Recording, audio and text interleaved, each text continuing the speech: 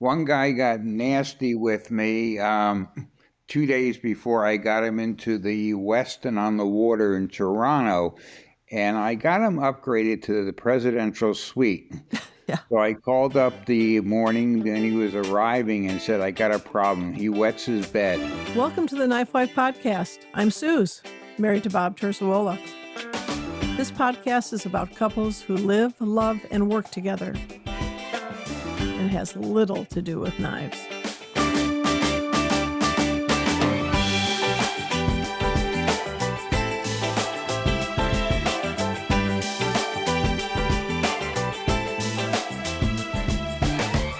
Hey everybody, welcome to the podcast, the KnifeWife podcast with Suz and Bob, sitting right here. And we're here again to break your monotony, to answer questions that nobody asks.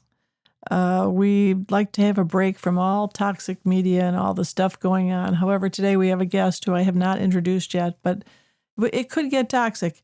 And this episode is, I call it the Bigler Beller episode. And my brother, Larry, who's 11 years older than I was, he's no longer with us, but we weren't together. We were sort of estranged. For families who have that, there's hope. When Bob and I moved to California, he lived in Orange County, and we lived in San Diego County. I thought, well, I'll see him, twice a year or something. I didn't realize that driving 50 minutes or an hour is nothing for a Californian. So it ended up that he came down every Sunday, and I spent every Sunday with him. The Cubs won the World Series. We're huge Cubs fans, and that's a little later on in the podcast. But the reason I call my brother Bigler is we were sitting downtown in San Diego outside at a restaurant, and he was telling me a story of when he was in the garment business or the schmata business in New York. And he had a showroom with these guys, and a guy came in and he said, my name is Jim Bigler from Boise, Idaho. These are made-up names, but my brother said Bigler. And he said, and they didn't know who he was. They were dealing with Lord & Taylor and Macy's and Neiman Marcus and, who's this Bigler guy? Anyway, so that they started calling each other Bigler. If they had to write something or there was a message, they'd put it to Bigler. So at that point, my brother always wanted to be a big shot, and he kind of got to be a medium shot, but I started calling him Bigler, which made him laugh till he cried. And so that stuck. And the other thing that made him laugh till he cried is one day he showed up in like a fisherman's hat with a ascot. And I said, what are you, Mr. Howell from Gilligan's Island? And I called him Mr. Howell all the time, and which also made him laugh till he cried. And that was the day that we were in a mall, and typical of Larry, he walked in Anthropology and said, I'd like to be a greeter here. How do I apply for a job as a greeter at Anthropology? And they said, we don't have greeters here. He said, I know, I would be the first, and I would be excellent at the job. Anyway, they almost threw us out, but he bought me a hat in there, and which I still have, and he loved the hat on me. Anyway, so I'm going to introduce you to Beller. And that's what my brother called him, Beller. And he is a first-time listener and a long-time caller. I've talked to this man on the phone for hours of my life. I've never met him in person. That doesn't make any difference. He is a magician in the travel world, and he does not take clients. When my brother knew he had pancreatic cancer, and it was not going to be a forever thing. He said to me, he kept worried about my money situation. He was worried I was taking care of. I said to him, don't leave me. I don't want any of your money. Leave it to your kids or whoever you want to leave it to. Leave it to them. And I said, but leave me Beller. I just want Beller. And so I'd like to introduce Richard Beller to you. Say hello, Beller. Hey, how you guys doing? Okay, we're doing good. Hi, Beller. Bob here. Hey. Anyway, he's been working on his magic on our Italy trip, which he's done. I don't know. He does things that I can't even, it's out of my bailiwick, and I don't want it to be my bailiwick. I'm just thankful. I don't know. Hopefully we'll meet in Italy next year together. Yeah. And do a one-on-one. Anyway, we have some. I'm hoping that he's going to arrange someday for the airlines to pay us to travel. Yeah. Yeah, Well, exactly. I am so nice. Last year, traveling back from Frankfurt, My sister-in-law's husband, who's nothing like me, we were sitting in first class, and I was bored, so I went up and I grabbed the food, and I started handing it out to people. He was hiding from everybody. He was so embarrassed. And that's what I love about you. Richard, like my son, was probably kicked out of every school he ever went to Oh, as yeah. a child, right? They didn't kick you off the airplane though. No, they're No, too they high. won't kick me off the airplane. But I was kicked out of 4 colleges, and I was in detention almost every day in the famous Ocean Township High School, which was my life. That was your life. Well, my son could relate, and he also got. I used to say he had a PhD in apologies because he can apologize to anyone for doing anything, and believe me, he's done a lot of Well, things. he probably should call me, and I can train him a little bit more. Yes, No, thank you. No, thank you. No, I would love that.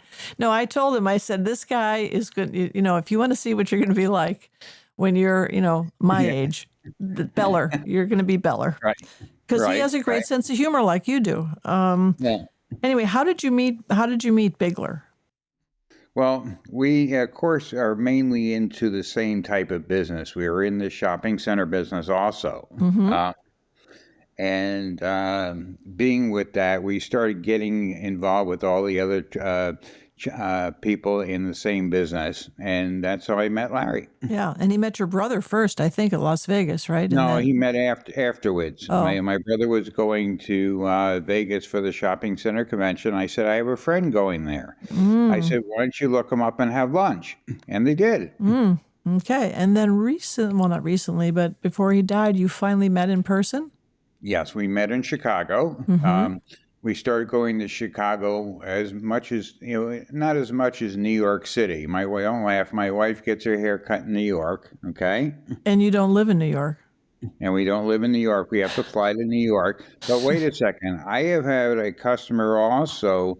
I do a little bit of the travel business, maybe an hour a day. And I have somebody for the last 30 some odd years who's now 82 years old that also flies to New York to get her hair cut from Cleveland. Wow. What But are a the odds of that? different place, not Vidal Sassoon. Okay. And she has been going there for the last 20 years getting her hair cut too. I don't know. I got to up my game, Richard. I'm going locally. I got to up my game. We got to go somewhere. Let's go to Italy for haircuts. There we go. Well, no, London. She got her Oh. hair cut at Vidal Sassoon in London. She didn't like the one in Toronto because they cut her front hair too short, so she won't go back to Vidal Sassoon in London, Toronto. But she likes London, Okay. and she likes her private person in New York that does it for her.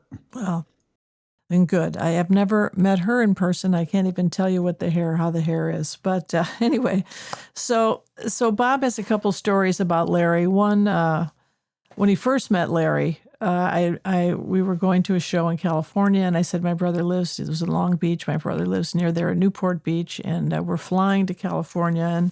And I said, oh, his wife won't let us. Richard loves his wife, his ex-wife.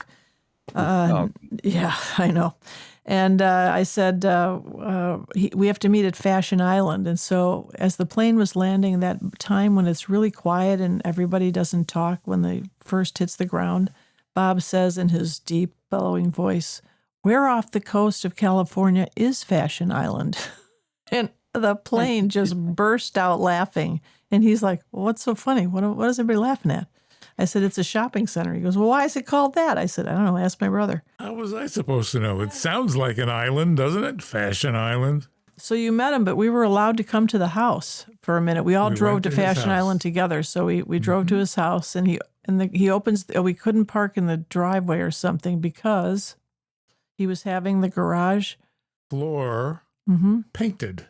not just painted. It was poured with. It was white. Remember? It was a white garage floor. I'd never seen a white garage floor before, and I couldn't.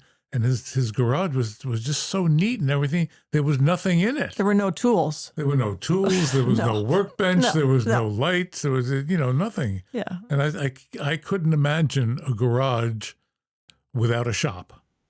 Oh, And I couldn't imagine a garage with a white painted poured floor. Yes. And my brother said, well, what if the car leaks oil on it? And my brother said, these are new Mercedes. They're not leaking They oil. don't leak oil. Like, okay. All right. And Bob's like, okay. Okay. And then the clothes, he was always dressed. He had a uniform. He had a uniform. We used to call them chinos. I guess it was light khaki pants, and usually a blue button-down shirt. But he had an array of blazers in his closet, and I don't know how many. It stretched from one end of the closet to the other. And to me, they all looked the same. I don't know how he selected one or the other or said, oh, this is the right one for today. Because to me, they all looked exactly the same. I'm not a suit and jacket and blazer guy.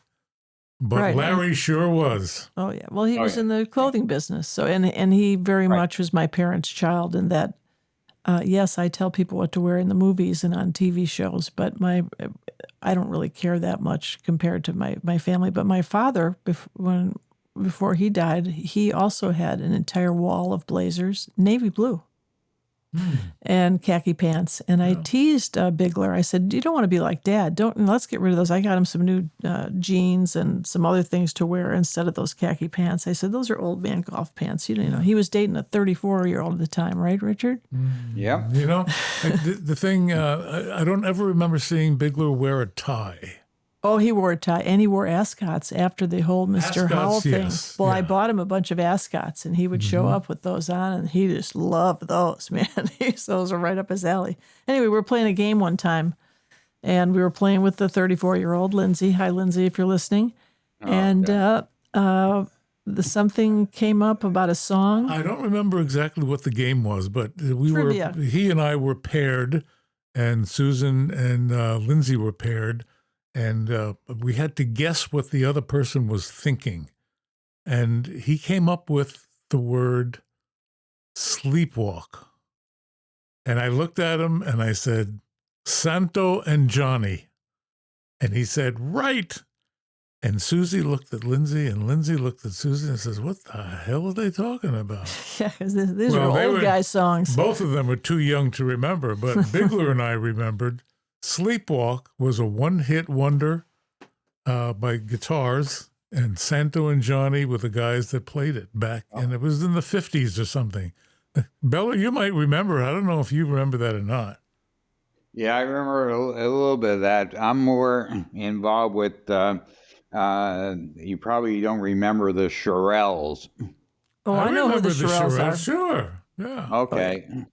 I used to see them all the time, and when I was young, dating age, 19 years old, I became friends with Dionne Warwick. Really? Wow. We were at back then when the Diplomat Hotel in Hollywood, Florida was famous and was owned by Mr. Friedland, who owned Food Town. It was the place to go. And we would go there every Easter and Christmas vacation. And Dionne Warwick and her family would come down. She would perform. Petula Clark was there. Wow. Soupy Sales. Okay, and all his family were there, and we all hung out together as kids. Okay. Wow, cool. And that's how I knew Dionne Warwick. I met her through my girlfriend and my girlfriend's mother, who got their hair cut the same time she did at the barbershop down there. A lot of haircuts going on in your life. Those are important stones, stepping stones. Anyway, so you have one more. I don't mind just getting mine done here. and so we have another Bob story with Bigler that is not haircut related. And Bigler was in the Marines, and I am still amazed that they let him join. He didn't. He had to take riflery twice. He did not pass that, so they put him in radio relay and sent him to Vietnam. And that was a big part of my life. I was a little kid, and nobody I knew had ever gone to war before, except my brother. Anyway, so one day in California, I don't know if they do this where you live, Richard, but if there's a criminal and they're dangerous, they have helicopters that fly overhead, and it's like being in a war zone. And they say they're always in a black hoodie or black baseball hat. I don't know if that's like the uniform for criminals. I don't know. But anyway, so then they said he's armed and dangerous. And Bigler was laying on our couch. And I said, to Bob, why don't you go get your Browning and bring it in here just in case? So he goes out and he comes back from where he got it from, and he's got it in his hand, and Bigler says to him, "Is that loaded?" And I looked at him and I said, "Well, it's not very much use if it isn't." Right. And Bigler said, well, don't give it to me. He said, I'll miss every time. Anyway, so he'd never had anyone come out with a gun. A little bit later, we were at his country club, and he found out that everyone except him had a handgun. I said, this is America. I don't care if it's Orange County or not. Yeah. This is America. And he said, all these guys have guns. So then I'm talking long guns. And, this one friend of his, Paul, said, she is so cool. You never told me you had a sister like this. And Larry said, I never knew I had a sister like this. Anyway, so it was great. But, he was the guy who, used to, you kind of relate to this, Richard. He used to, during Sunday, when we had Sunday school at church, they would break before the sermon, and they'd send the kids to Sunday school, and then the adults went to coffee hour afterwards. And he'd sneak me out of the church, and we'd go home and we'd watch Flash Gordon together. And I loved that. I was scared to death of Ming the Merciless. And then, he came home once with a car with no doors, which my father, Captain Safety, was not a fan of. That it didn't last long. He was supposed to get doors at a junkyard. So one day he took me, and this was before seatbelts, he took me for a little cruise in the doorless car, which, I thought this was anything he did, I thought was cool. And so I'm sitting in the front seat, and I got my feet up on the dashboard, and which had never done in our cars in my life. And he rear-ended somebody, and I went flying through the window, through the windshield, and landed just at the edge of the hood of the car. And so he got out of the car. Of course, he didn't have to open the doors, and picked me up off that, brushed all the glass off me. I had a few cuts and scrapes, but really, considering what happened, I was untouched. And of course, the car was taken away because you're not allowed to drive a car with no doors on it. And so he was one of those guys. He wasn't a bad criminal, but he did get arrested a lot. And one time he was arrested twice by the same cop on the same corner for driving. I mean, Yeah, that's Larry. That's Larry, right? So when you were dealing with him, I would imagine he had a few things to say to you because he was not short of opinions, right? Oh, yeah. I took care of the problem. I could care less. Well, and he probably changed things. His rate of change exceeded his rate of productivity in his life. Yep. Yep, that's him. Yep, and everybody knows he was a huge Cubs fan. And when we moved to California, the Cubs won the World Series, and we tried to have a seance to get my dad back to watch the game, but we couldn't pull that off.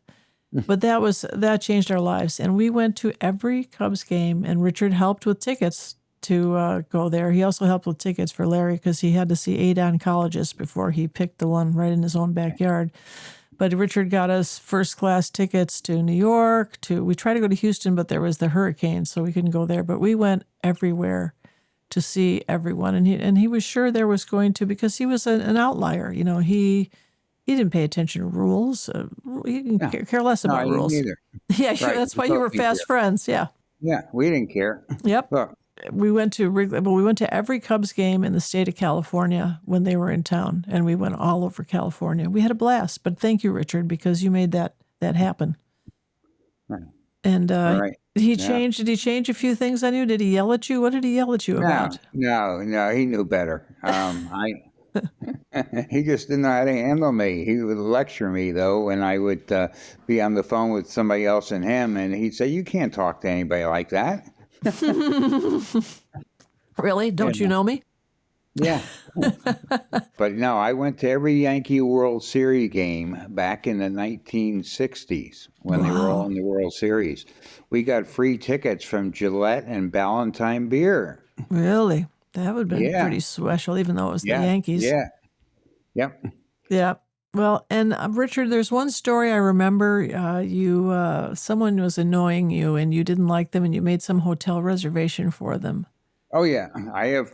One guy got nasty with me 2 days before I got him into the Westin on the Water in Toronto, and I got him upgraded to the presidential suite. So I called up the morning when he was arriving and said, I got a problem. He wets his bed. and I need to order bedwetting sheets. Can you help me? So this old guy that was a little older than me was great friends with my friend's father, and he called my friend's father, and he goes, "No, it's Richard. There's nothing you can do about it."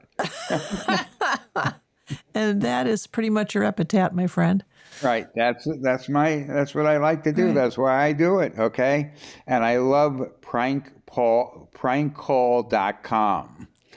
I would like to send a message from somebody to Larry's ex-wife Thank with you. one of the 80 things that they have you can hit, and like, stay away from my husband, and this and that, stuff like that. I love prankcall.com. And I've never used them. I didn't know about it until recently. You told me about Yeah. it. So have you used it? What Great. have you used it for? I use it if I want to have like somebody contact his brother-in-law, and they think it's him calling him saying, "You stupid moron," and he sees the phone number from that person, and he says, "Why is this person doing that to me?" And they don't know I'm involved. They figure it out later. Yeah. Who else would do that? Yeah. Yeah. So as Right. much as you do that, you're also an angel, and I know the other side of you Yeah. because you've I done a know. lot of good things for people you don't have to do. You don't get paid for this I job. know, but I like to have fun. Yeah, you do have fun. Yeah. Can you think of Yeah, I any do more have having fun stories? I know you've told me zillions over Oh the yeah, years. no. Whenever I can, I try and have fun. You know, Okay. Like what would be fun to you, like to do to a brother-in-law or somebody like that, besides bedwetting sheets? sending like my one brother-in-law in Racine really hates the Trump side of the of the thing. I Mm-hmm. like to send him a hat, for example, from there, and stuff like that. I like doing that stuff. Well, Bob did something similar to his uncle, who at his 90th birthday, Bob said, or instead of a present, I've donated to the Trump campaign for you. And Oh, okay, so, same thing. same See, thing, same thing. yeah, yeah. So, yeah, well, I think that's good. Anyway, any tips you can give us on travel? Because I've learned more about traveling from you than. No, no, I'm more versed in buying the Dale Carnegie Corporation and teaching Dale Carnegie. Okay. Okay. For people who don't know who Dale Carnegie is, he was a great, he's like the Tony Robbins of days ago. How to win friends and influence people. Yep. Yeah.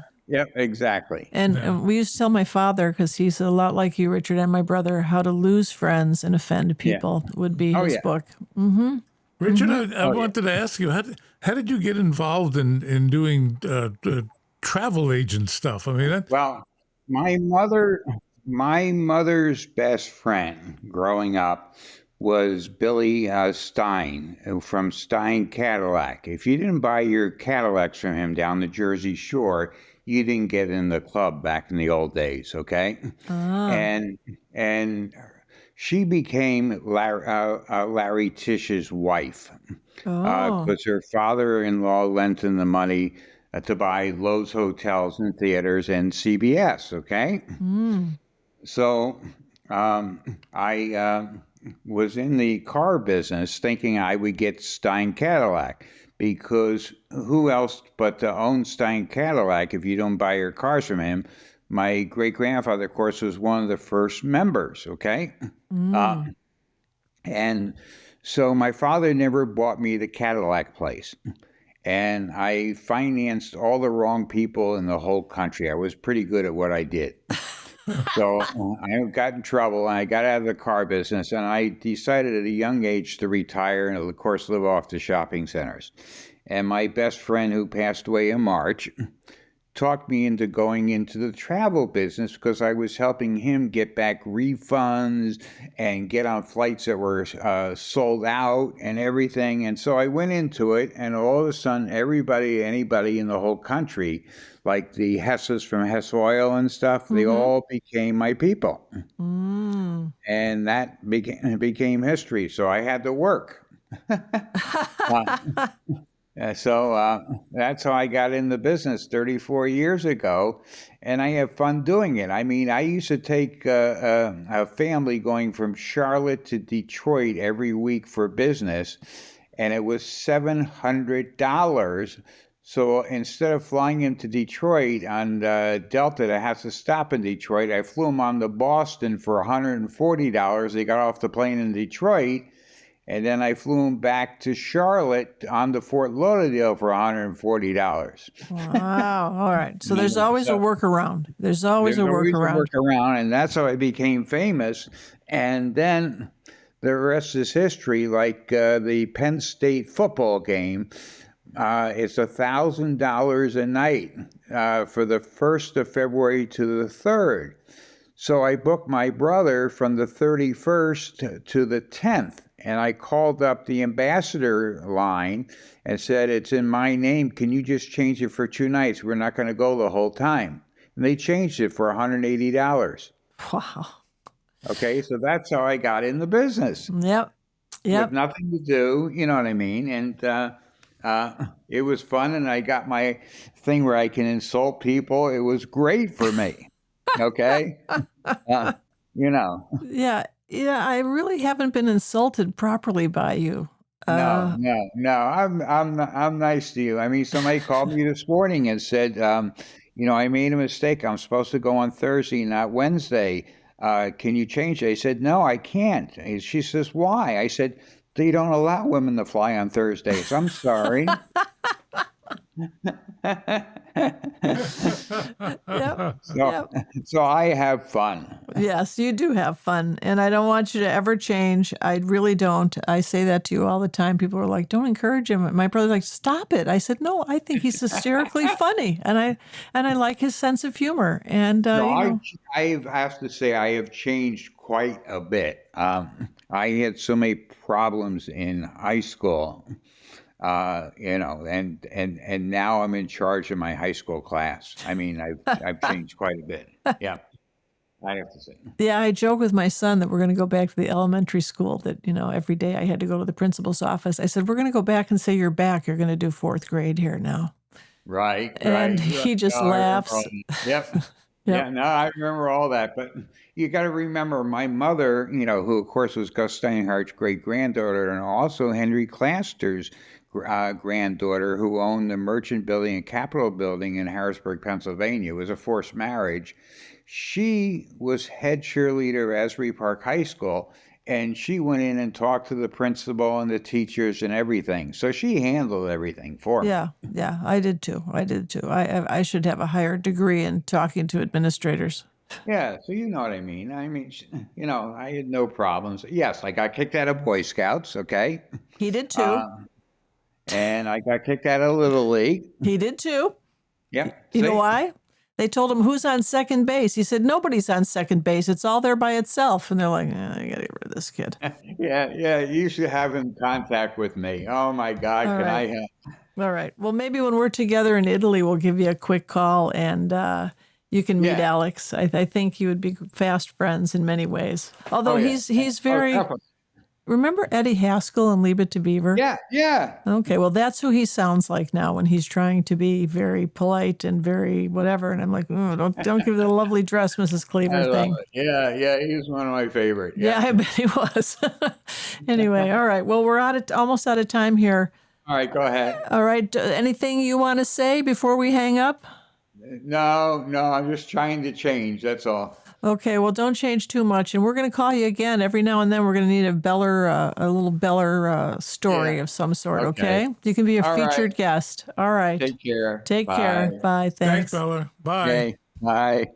All right, everybody. Thank you for listening, and thank you for joining us in this crazy madcap thing with Beller. Bob, do you? Beller and Bigler. Beller and Bigler. Here in spirit. Here in spirit. Yep. Thanks for listening. If you like what you're hearing, please share this with a friend and subscribe where you listen to podcasts. Please support our efforts through Patreon at TheKnifeWife, and for all Terzuola goodness, go to terzuola.net. And remember, if you're not laughing, you're not living.